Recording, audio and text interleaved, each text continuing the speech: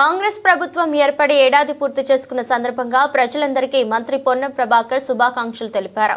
ఈ సందర్భంగా మంత్రి మాట్లాడుతూ నేటిగా ప్రజాపాలనలో కాంగ్రెస్ ప్రజాప్రభుత్వం ఏర్పడి ఏడాది పూర్తయిందన్నారు। మంత్రిగా ప్రమాణ స్వీకారం చేసిన సంవత్సర కాలం పూర్తయిన సందర్భంగా శాఖల పరంగా ప్రభుత్వ పరిపాలన పరంగా ముఖ్యమంత్రి రేవంత్ రెడ్డి, ఉప ముఖ్యమంత్రి బట్టి విక్రమార్క, సహచర మంత్రులు, శాసనసభ్యులు, శాసన మండలి సభ్యులు, అధికారులు, కార్యకర్తల సంతృప్తిగా ప్రజా సేవ చేశామన్నారు।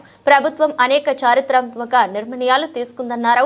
2 లక్షల రైతు రుణమాఫీ, 200 యూనిట్ల ఉచిత విద్యుత్, 500కే గ్యాస్ సిలిండర్, అక్క చెల్లెలకు ఆర్టీసీలో ఉచిత ప్రయాణంతో పాటు సంవత్సర కాలంలో 55,000 ఉద్యోగాల భర్తీ చేసినట్లు వెల్లడించారు।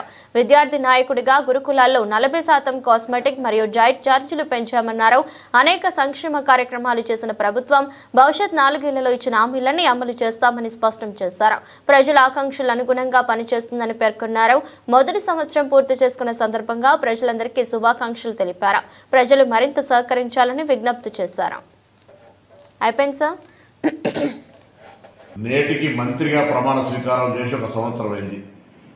శాఖల పరంగా, ప్రభుత్వ పరిపాలన పరంగా రేవంత్ రెడ్డి గారు ముఖ్యమంత్రిగా, బట్టి విక్రమార్క గారు ఉప ముఖ్యమంత్రిగా, సహచర కేబినెట్ మంత్రులు, శాసనసభ్యులు, శాసన మండలి సభ్యులు, కార్యకర్తలందరి సహకారంతో, అధికారుల సహకారంతో ఒక ప్రజాసేవ లోపల సంతృప్తికరంగా సేవ చేసినాం।